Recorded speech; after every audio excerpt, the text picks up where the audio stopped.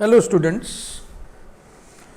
This is 13th lecture of quadrature और इस lecture में हम डिस्कस करेंगे area of closed parametric curve. इसके पहले वाले वीडियो में भी कमो बेस ऐसा ही कुछ हम लोग किए थे। वहाँ पे क्लोज्ड कर्व को हम लूप के रूप में कंसीडर किए थे। लूप भी तो क्लोज्ड होता है और यहाँ हम अदर देन लूप की बात करेंगे। क्लोज्ड कर्व होगा other than loop. Working method same है, similar. x equal to phi of t, y equal to psi of t, parametric equations of a closed curve है। एरिया का formula a equal to 1/2 integral x y dot minus x dot y d t. Limits are taken in such a way that a point travels once around the curve completely. Normally x y dot minus x dot y equal to 0 gives limits. If xy dot minus x dot y is constant, we take the limits 0 to 2 pi. यही working method पिछली बार भी था 12th video में। इसमें हम कुछ अलग किस्म के एग्जाम्पल्स उठाएंगे।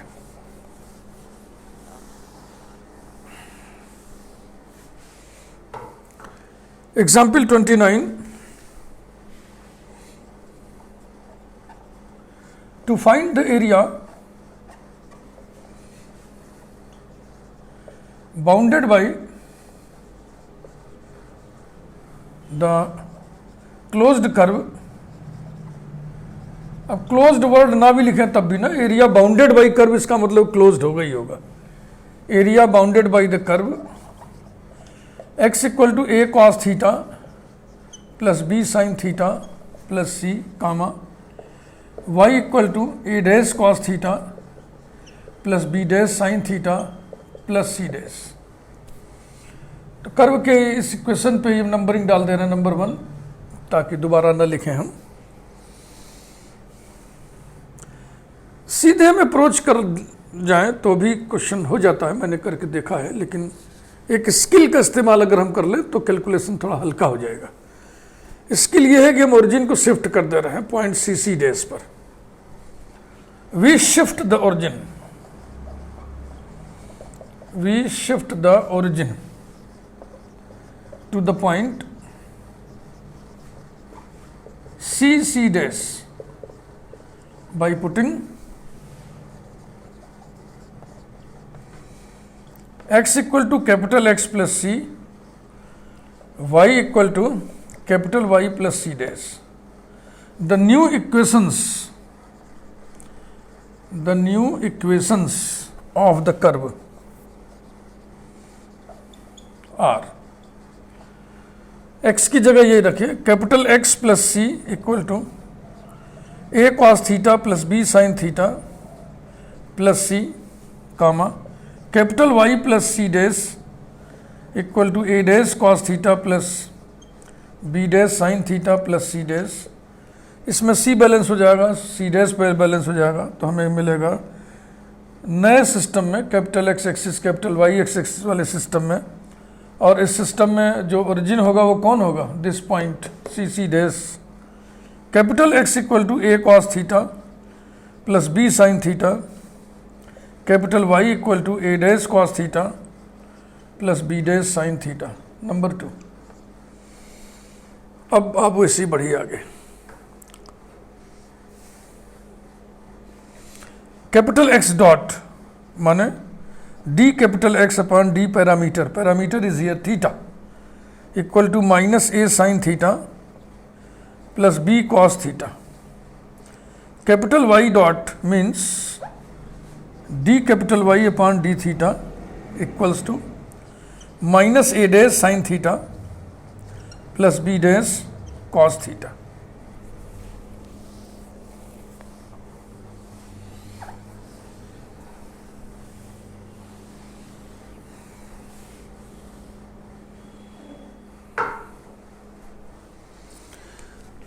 Now we calculate x y dot minus x dot y. थोड़ा सा हैवी कैलकुलेशन है, घबराइएगा मत। Capital X capital Y dot minus capital X dot capital Y equal to capital X माने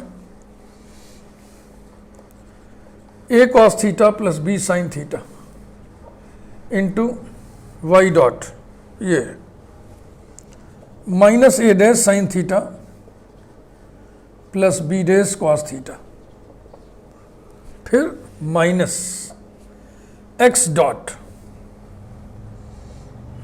डॉट ये minus a sine theta plus b cos theta into y, y कहाँ है, ये a dash cos theta plus b dash sine theta, ये रहा। Simplify करिए, equals to minus a dash sine theta cos theta plus a b dash cos square theta minus a dash b sine square theta plus b b dash sine theta cos theta,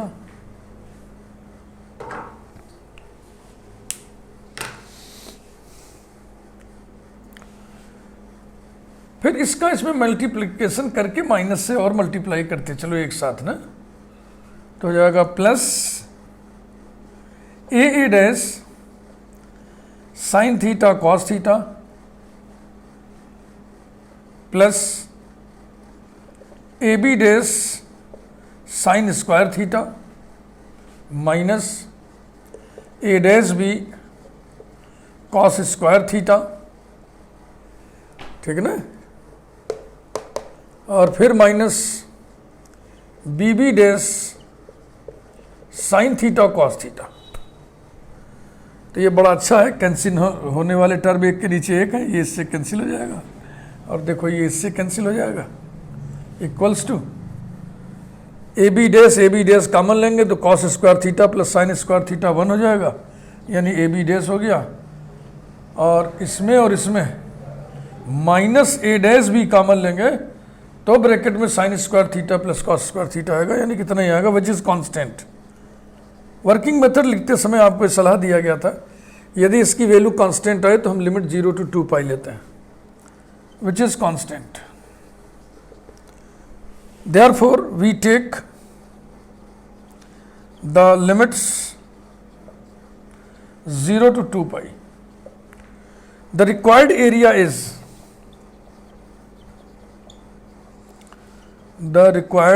is capital A equal to 1/2 integral x y dot minus x dot y dt limit 0 to 2 pi equals to 1/2 integral 0 to 2 pi। इसकी value आई है a b dash minus a dash b d t equals to 1/2 into a b dash minus a dash b, इसके बाद जो कुछ बचा उसको integrate करोगे तो 2 पाई हो रहेगा, तो कुल मिला के आंसर आ गया pi into a b dash minus a dash B.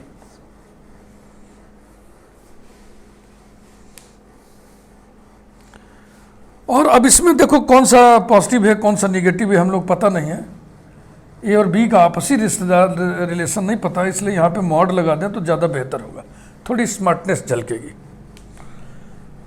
इससे लगेगा कि हमने इस बात का फिक्र किया है कि एरिया निगेटिव ना आने पाए।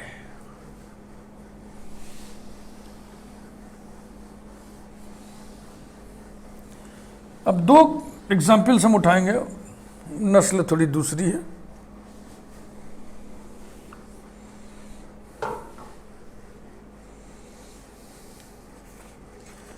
Example 30,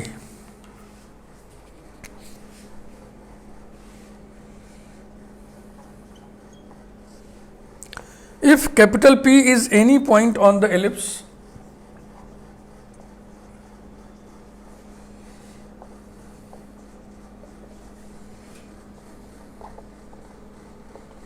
x square by a square plus y square by b square equals to 1 and capital S is the sectorial area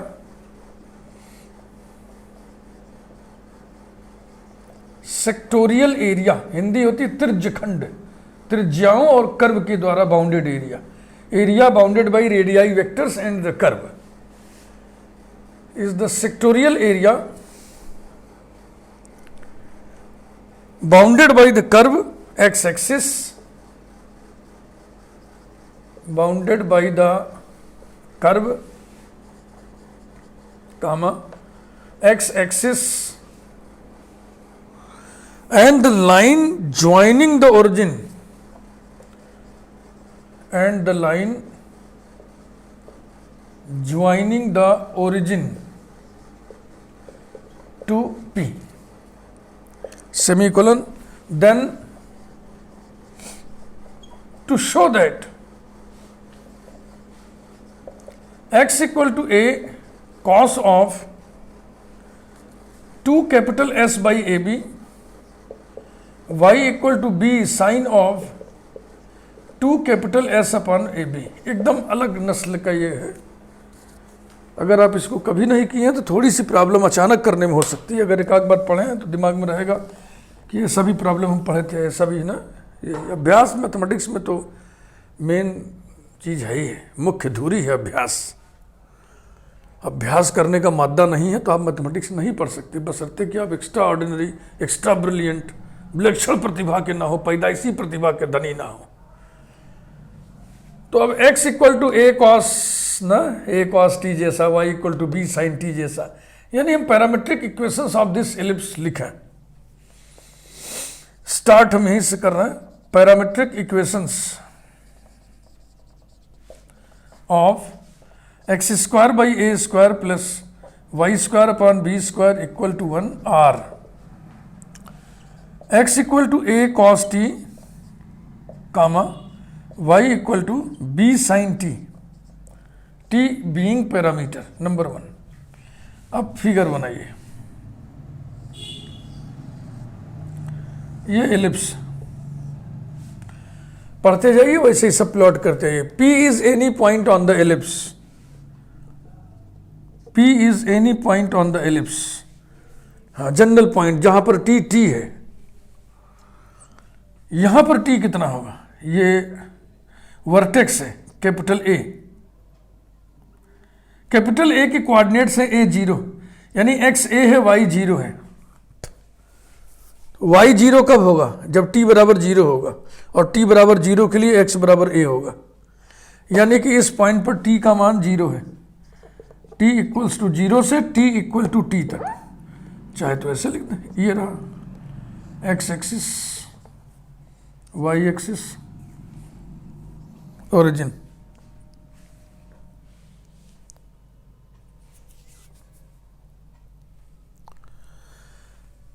P is any point on the ellipse, yes। S is the sectorial area bounded by the curve x-axis and the line joining the origin to P। origin को P से मिलाने वाला जो radius vector है। तो देखो ये हो गया एक बाउंड्री, ये हो गया दूसरी बाउंड्री एक्स एक्सिस, ये हो गया तीसरी बाउंड्री। इन तीनों से जो सेक्टर बन रहा है, इसी का एरिया कितना है, कैपिटल एस। तो एस हम आइए कैलकुलेट करें, एस कैलकुलेट करें। लिमिट निकालना नहीं है, लिमिट क्लियर है। T varies from 0 to t, x dot equal to minus a sine t, y dot equal to b cos T.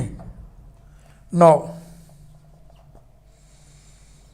X y dot minus x dot y equal to this into this, a b cos square t minus this into this, फिर minus आने जा रहा है तो plus कर दीजिए, a b sine square t equals to a b, जो कि कांस्टेंट है। इसलिए पूरा अगर एरिया निकालना होता तो हम लिमिट क्या लेते, 0 से 2 पाई, लेकिन हमें पूरा एरिया निकालना ही नहीं है, हमें सिर्फ इतना ही एरिया निकालना है। इसलिए हम 0 से 2 पाई तक नहीं आएंगे। जैसे यहाँ से पॉइंट मूव करें तो पूरा एक कंप्लीट राउंड हो जाए, तो हमें यहीं रुक जाना है 0 से t तक, और उस एरिया को s से डिनोट करना है। हम ए नहीं लेंगे, क्वेश्चन में दिया हुआ है, उसको आप एस कहिए।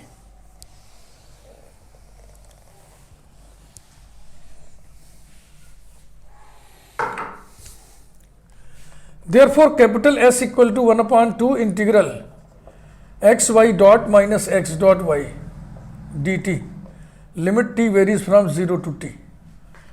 This is equal to 1/2 integral 0 to t ab constant और dt equals to ab upon 2 ना, ab upon 2 और फिर dt t आएगा, चलो ये ले t और लिमिट 0 से t, t की जगह t रखेंगे तो t आएगा, t की जगह 0 रखेंगे तो 0 आएगा, यानी कि आ गया a b t upon 2. This implies that t equal to 2 capital S upon a B.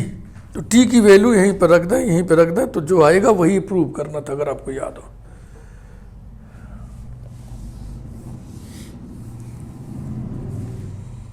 दस या पुटिंग दिस वैल्यू इन 1 ऐसे लिख दें.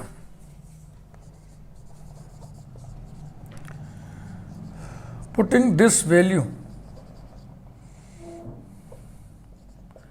in 1, we get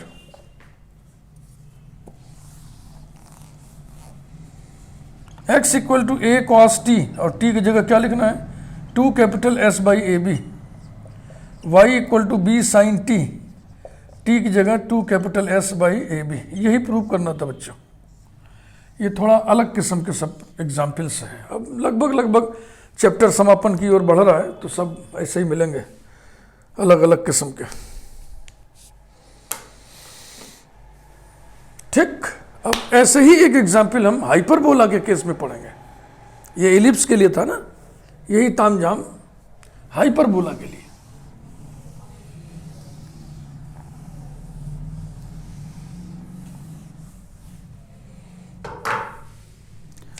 Example 31.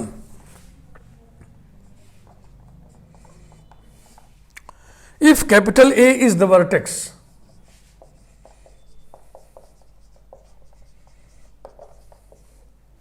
comma, O the center,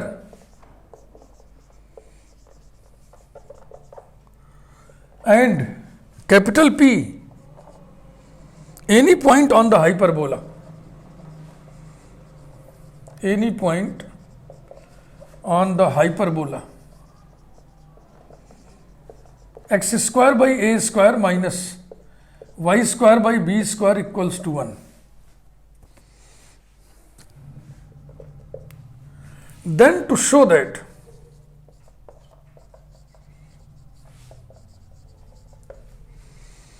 x equal to a cos hyperbolic 2 capital S by a b, y equal to b sine hyperbolic 2 capital S by a b, where capital S is the sectorial area, is the sectorial area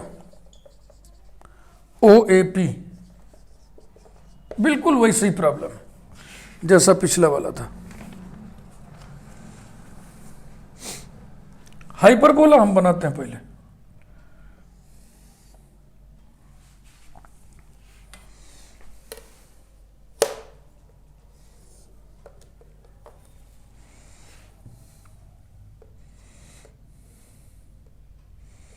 symmetrical figure बनता है, Y axis के about symmetry, x axis की about symmetry. जितना बढ़िया बना सके बनाइए.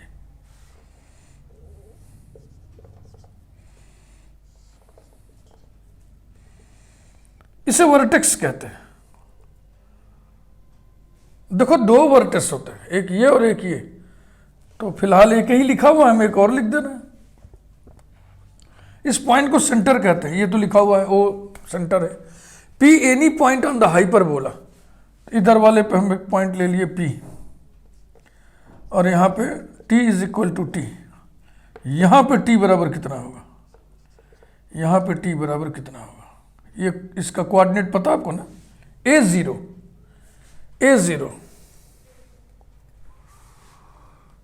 x equal to. चलिए सोल्यूशन भी शुरू करें, अभी उसको रहने दीजिए, सोल्यूशन शुरू करिए. Parametric equations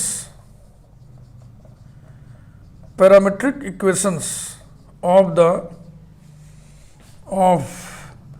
x square by a square minus y square upon b square equals to 1 आर। इसके पैरामेट्रिक इक्वेशन देखो, x equal to a sec t, y equal to b tan t. ये parametric equations of this hyperbola है, ये inter में आप पढ़े होंगे, लेकिन बीएससी में हम हाइपरबोलिक के रूप में इसके पैरामेट्रिक इक्वेशंस लिखेंगे। x equal to a cos hyperbolic t, y equal to b sine hyperbolic T.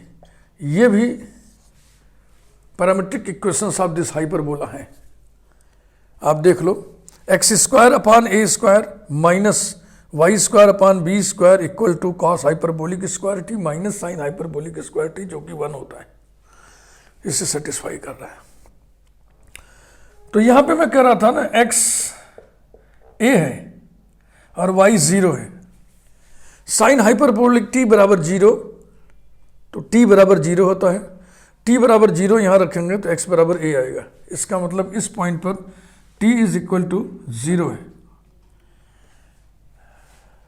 P any point on the hyperbola हो गया, और sectorial area O A P, O हो गया, ए डैश हटा दो, गंदा लग रहा है इधर, ओ ए पी, ये मिला दिया।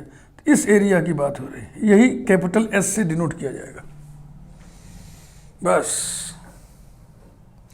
हाँ, इसे पूरा करें। आर x equal to a cos hyperbolic t, y equal to b sine hyperbolic t, number 1। x dot equal to, अब हाइपरबोलिक के डेरिवेटिव्स आपको मालूम होने चाहिए, झटके में आप माइनस ना लिख दीजिएगा। इसका डेरिवेटिव होता है a sine hyperbolic t, and y dot equal to b cos hyperbolic T.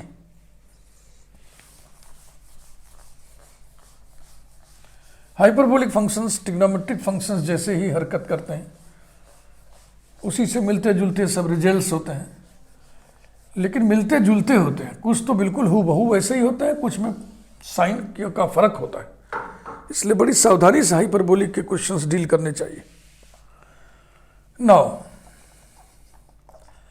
X y dot minus x dot y equal to x into y dot a b cos hyperbolic square t, a b cos hyperbolic square t minus ये minus x dot y a b sine hyperbolic square t, a b sine hyperbolic square t equals to a b bracket में cos hyperbolic square t minus sine hyperbolic square t, और इसकी value 1 होता है, equal to a b.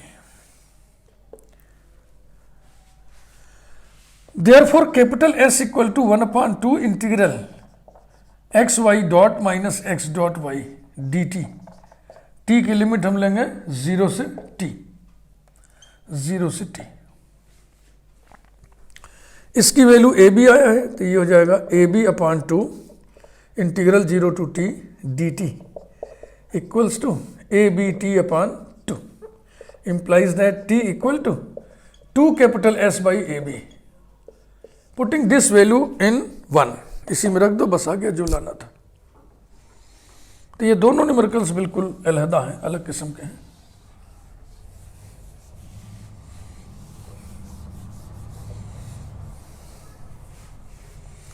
Putting this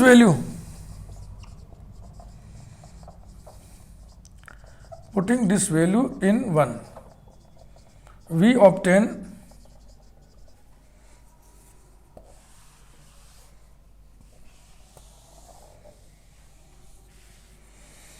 x equal to a cos hyperbolic t की value 2 capital S by a b and y equal to b sine hyperbolic 2 capital S upon a b. यही आपको prove करना था।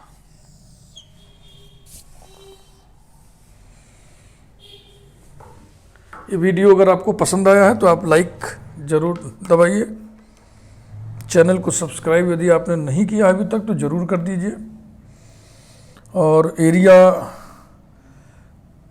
के examples अभी जारी रहेंगे। अगले वीडियो में हम लोग शुरू करेंगे एरिया बिटवीन टू कर्व्स। और इसके हम 2 पार्ट्स आपको देंगे, एक पार्ट में नहीं हो पाएगा। पहले पार्ट में हम कार्टेशियन कर्व्स उठाएंगे और दूसरे पार्ट में हम पोलर कर्व्स उठाएंगे। Thank you very much.